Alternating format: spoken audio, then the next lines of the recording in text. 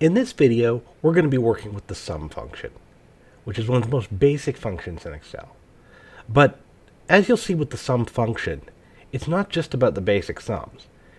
You can actually use it for a lot more to build additional formulas, and it becomes a key cornerstone in more advanced concepts such as filter. Let's get going. So, in this video, we'll be looking at the top 50 receivers in the NFL from 2021. We'll start by doing a quick sum. Let's start with sum, and we'll take the range L2 to L51. That gives us 51,420 yards. We can verify that number by highlighting the range, and it will be right there at the bottom. The next thing that we'll look at is adding in a condition. The way we'd normally do this is with a SUMIFS function, so let's use that in order to verify. We'll get the total for all the tight ends, position TE. So the formula here is L2 to L51 sum range, and we'll want K2 to K51 as our condition. And last but not least, TE in quotations, and that gives us 8,405 yards. But this video is about trying something a little different. So we're going to go to cell A5, and instead of doing a SUMIFS, we'll just do a sum L2 to L51. But we'll add a second set of brackets around that, because this is where we do something really cool. We're going to add a multiplication and another set of brackets. From there, we'll select the range K2 to K51 equals TE in quotations.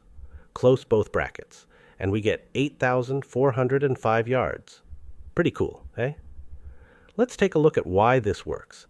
And to do that, we'll go up under the Formulas tab and click on Evaluate Formula. This brings up a box with the formula that we just did, and we're going to click on the Evaluate button a few times to do a bit of a dive into why this works. After the first click, we see that the sum has all the numbers of the receiving yards, starting with Cooper Kupp's 1,947 yards. The second click is a bit more interesting.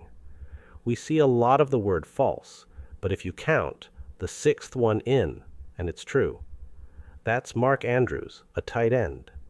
The next click shows a new set of numbers, starting with 5 zeros. Then we see the number 1,361, and we have Mark Andrews again. This is because Mark Andrews is a tight end. It met the condition of the second part. Finally, we click again, and it sums all the numbers, giving us 8,405. We started this check with a range, but it's even easier with an Excel table. We'll unhide a table which has the same information we've been working with so far, so instead of picking the range, we'll pick the table, receiving table, and we'll pick yards. We'll add the multiplication, and in brackets, we'll select the receiving table position, and in quotes, TE.